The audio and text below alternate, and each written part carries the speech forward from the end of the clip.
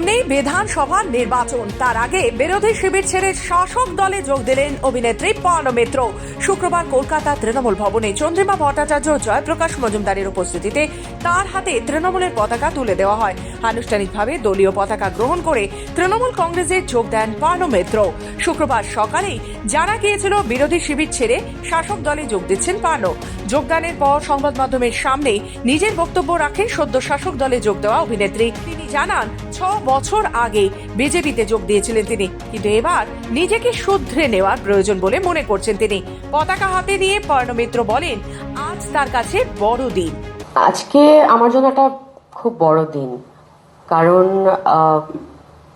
আমাদের মাননীয় মুখ্যমন্ত্রী মমতা বন্দ্যোপাধ্যায়ের নেতৃত্বে এবং তার আশীর্বাদে আমার একটা নতুন পথযাত্রা শুরু, এবং সেই পথে এগিয়ে যাব আমি দিদির সাথে। মুখ্যমন্ত্রী মমতা বন্দ্যোপাধ্যায়ের কর্মকাণ্ড অভিনেত্রীকে অনুপ্রাণিত করেছে। তাকে দলের অংশ হিসেবে গ্রহণ করার জন্য আন্তরিক ধন্যবাদ জানিয়েছেন মন্ত্রী চন্দ্রিমা ভট্টাচার্য। রাজনীতিবিদ জয়প্রকাশ মজুমদার পর্ণোর হাতে এদিন দলীয় পতাকা তুলে দেন মন্ত্রী চন্দ্রিমা ভট্টাচার্য। মন্ত্রী চন্দ্রিমা ভট্টাচার্যের কথাতে অভিনেত্রী বক্তব্যের সুর। তিনি জানান, মুখ্যমন্ত্রী মমতা বন্দ্যোপাধ্যায়ের কাজের প্রতি আকৃষ্ট হয়ে শাসক দলে আসার কথা জানিয়েছিলেন পর্ণো। মুখ্যমন্ত্রী নিজে দলকে নির্দেশ দিয়েছেন পর্ণোকে দলে সংযুক্ত করার জন্য। মাননীয় মুখ্যমন্ত্রী মমতা বন্দ্যোপাধ্যায় তার কাজের প্রতি আকৃষ্ট হয়ে আমাদের দলে আসার কথা জানিয়েছিলেন, এবং মাননীয় মুখ্যমন্ত্রী আমাদের দলের সর্বোচ্চ নেত্রী, তিনিও দলকে নির্দেশ দিয়েছেন যে পর্ণো মিত্রকে দলে সংযুক্ত করার।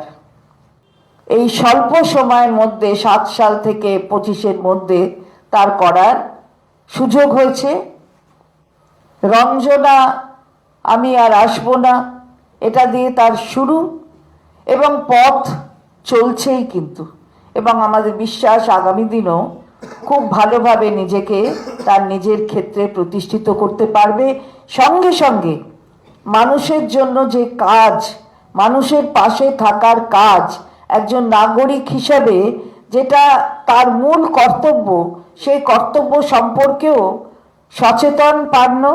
এবং আমি ধন্যবাদ জানাচ্ছি যে মহিলা হয়ে পর্ণো মিত্র তার নিজের স্বক্ষেত্র যেমন তার সাথেও সে যুক্ত, আবার তৃণমূল কংগ্রেসের সঙ্গে যুক্ত হওয়ার জন্য সে আজকে এখানে এসেছে।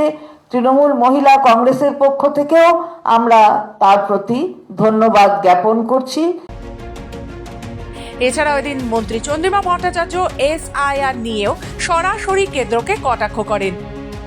বলেছিলেন যে যেখানে লজিক্যাল এরার্স আছে, ডিসক্রিপেন্সিস আছে, সেখানে নোটিশ না দিয়ে সেগুলো এমনি ঠিক করা যায়। সুতরাং সে কথা বলা হয়েছে। আমাদের নিশ্চিতভাবে বিশ্বাস আছে যে সঠিক পথে করার চেষ্টা করবেন তারা। তারপরে যদি ওপর থেকে কোনো মানে কিছু আলাদা করে কোনো বিহাইন্ড দ্য ভেল কিছু থাকে, সেটা মানুষ বুঝতে পারছে। তবে আমাদের এখানে মানুষ সচেতন আছে, মানুষ সঠিকভাবে যা ব্যবস্থা নেওয়া সেটা নেবেন। এই আতঙ্ক তৈরি করছে কে, কারা তৈরি করছে, আর তারা তার দায় নিচ্ছে না কেন? কেন আতঙ্ক তৈরি হবে? একজন মানুষ নাগরিক হিসেবে তার নাগরিকত্বের পরিচয় নতুন নতুন করে বারবার দিতে হবে, এ কে বলছে? একবার ভোট দিয়েছেন, একবার নয়, যে মানুষগুলির প্রাণ যাচ্ছে তারা বহুবার ভোট দিয়েছেন। সে বহুবার ভোট সবাই জানে। ভারতবর্ষের সংবিধান অনুযায়ী যে আইন তৈরি হয়েছে, সেই আইনে ভোটার লিস্টে নাম তোলাটা একটা কন্টিনিউয়াস প্রসেস, তো সে তুলতেই পারে। তোলবার পরে ভোট দিয়েছে, ভোটার লিস্টে নাম উঠেছে, আবার গিয়ে তাকে ভোটের জন্য তার নিজের নাগরিকত্বের পরিচয় দিতে হবে। যখন সুপ্রিম কোর্ট বলছে যে ECI কিন্তু নাগরিকত্বের পরিচয় মানে দেওয়ার কোনো লোক নয়, সুতরাং তাকে আবার ডকুমেন্ট দেখাতে হবে, আবার যেতে হবে। এটা করছে বলে এই একটা ভয়ের ক্ষেত্র তৈরি হয়েছে।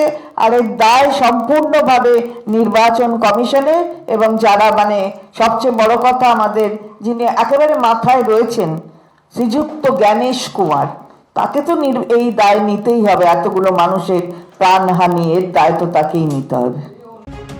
বিধানসভা নির্বাচনের আগে বিজেপি ছেড়ে অভিনেত্রীর শাসক দলে যোগদান নিয়ে আলোচনা শুরু হয়েছে টলি পাড়ায়।